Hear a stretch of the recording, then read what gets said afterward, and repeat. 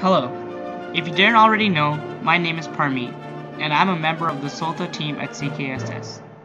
In this video, I will briefly go over some of my major contributions, any challenges I faced, and improvements that I would make, as well as go over some of the things I've learned from this experience.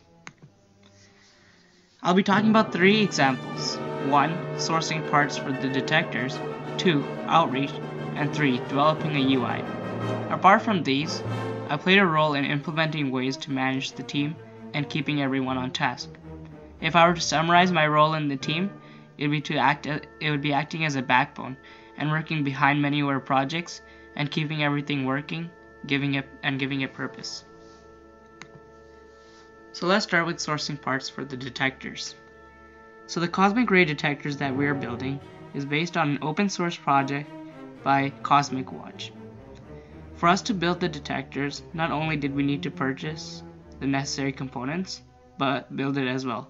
However, one of the largest obstacles in this step was that our school was unable to build the PCBs ourselves, as the PCBs require surface mount parts. And if you didn't know, PCBs are printed circuit boards, and they're a major component of the detectors themselves. So, to overcome this, we're given a $1,000 budget so that we can get other manufacturers to build it for us. So to meet this task, we needed the help of specialized PCB manufacturers. But before anything, I first needed to understand the specifications of the build.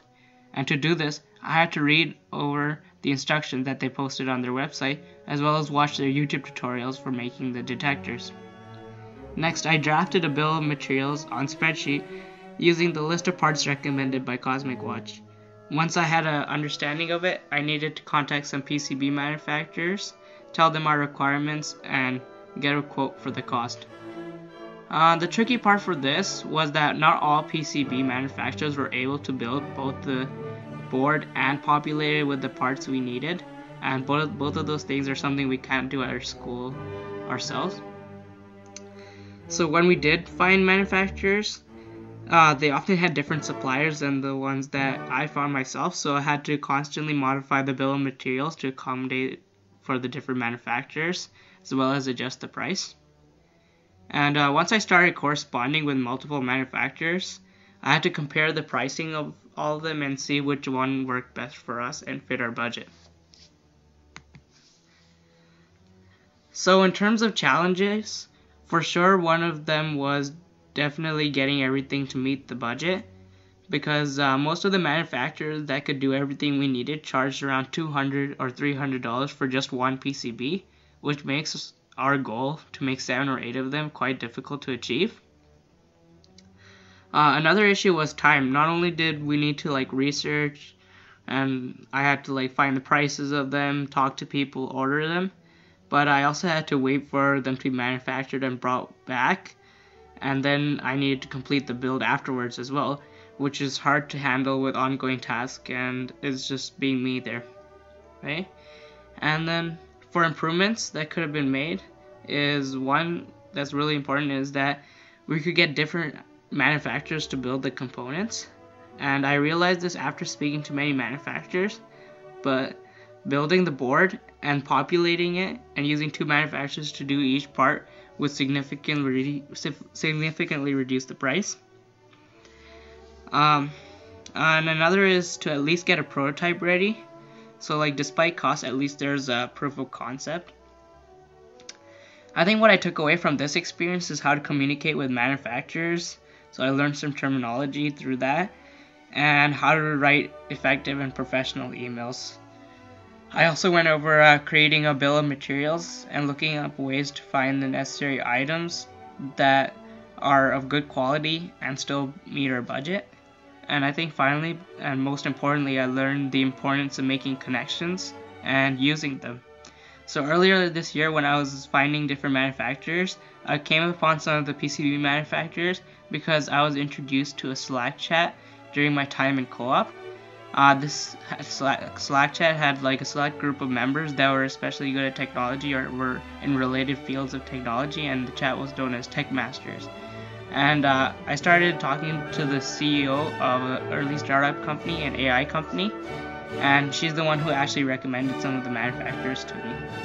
And not only that, but Mr. Robon was also able to talk to people at Silicon Halton that he knew and help us with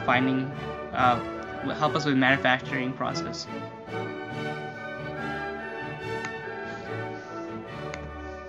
Alright, so the next thing is outreach. For our project to mean anything, we needed to build an identity for ourselves, and I was tasked with the job to do this. So we needed to share our idea through a means that is accessible by everyone, and we also had to have it so that it could showcase our progress even without any final product. So many different initiatives were taken to do this, and the most important one I would say is getting the website up.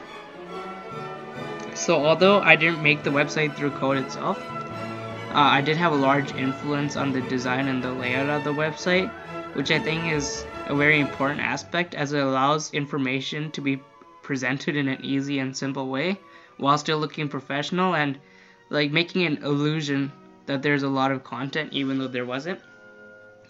I also created a Twitter account for which we also already have many followers despite no information and no serious tweets or anything. I also developed a poster that encompassed all the information about our project and our goals to give out to different schools. And lastly, I opened up a GoFundMe page that managed to raise funding despite there not being any proof of concept or anything particular to show. So that especially shows the importance of good design, and I would say the illusion that the website created. So although the challenges in this section weren't that significant, I did have to brainstorm and conceptualize some different approaches, as well as work with the team to get their input, as everyone has like a different perspective in how they see and find things appealing. Like if I were to improve anything, it would definitely be to be more aggressive in sharing the project on social media and with people I know, and getting everyone involved. As if it's easier, the easier it is for people to find out about us, the better off our identity is going to be. Because our website, once people can access our website, they can get everything they need to know about it. But I think one of the shortcomings was that nobody really knew about us, and that's what slowed us down in terms of outreach. But getting the app to the App Store may be like a big step in achieving this as well. So what I've learned from this is definitely the importance, or like better, the illusion of design and how it can make something minor look like a big deal. And this all ultimately falls into self-marketing and finding ways in which one can bring out and share their best qualities. So finally, I'll be talking about the UI design. So although I didn't work much on the visuals of the user interface, I did help design it. So as we know, one of the most important parts of making an app is the user interface itself, as this is how people are going to interact with the product, and it's important to set a strong impression. It is also important to make the app easy to navigate so that everyone can start using it without having to think much or use any instructions. So again, I didn't really work much on the visuals, but I did have a strong influence on the usability and functionality. And the UI started just as a flowchart on a whiteboard and me brainstorming like possible content and how the user would interact with the app itself. And this required a lot of thinking, especially using different perspectives, as all the users have a different perception and a different way of using it. And I needed to plan out a way that the data can be presented easy to understand, even at a glance. So after it was time, I also needed to implement the functionality into code itself. So before anything, I'd never actually worked with UI. I had programmed, but I never worked on UI itself. So I had to watch many videos to learn the basic concepts on making this and make a bare bones app that, like you can see, as a skeleton structure for the app, which performed all the functions without any design on it. and I helped to do this for both iOS and Android using Swift and Android Studio. So I would say the first challenge itself was just brainstorming an effective layout for the app, and this took a few days as I needed to account for everything the app had, get input from other people, and see what worked best. And then another challenge would be learning the code, as like I've said, even though I programmed before, UI is not something I've done, let alone making an app. So this was a bit of a learning curve. I had to watch many tutorials, basic tutorials, to understand how everything was working and how to work in the environments for Swift and Android Studio. I think in terms of improvements, I should have spent more time going in depth for the code, as like right now our UI is heavily dependent on non-coding aspect of the environment and doesn't really use code that much. And this means like it's not as comprehensive, and we can't use more complex features that otherwise would make our app look better, even easier to use. And then I would say lastly, one of the major things I learned from this experience is the difference between an effective and ineffective UI. Especially features that make up a good UI, whether it's aesthetics or usability. It's important to factor in who's using the app, which actually leads me to my next point, and it's that I can't just program something based on what I think. It's really important to get feedback from other people to get an idea of how other people would interact with it. And this is quite different from most programming, because many people make like a project based on what they think. So like, for example, I'm making a game, I'm going to make it with controls that I feel best. But something like an app that's going to be on the App Store, used by many people, and something that like people of all ages are going to use, you have to account for the fact that people have different understanding of it, and you need to incorporate that into your design. But I think that's it for me. Thank you for listening.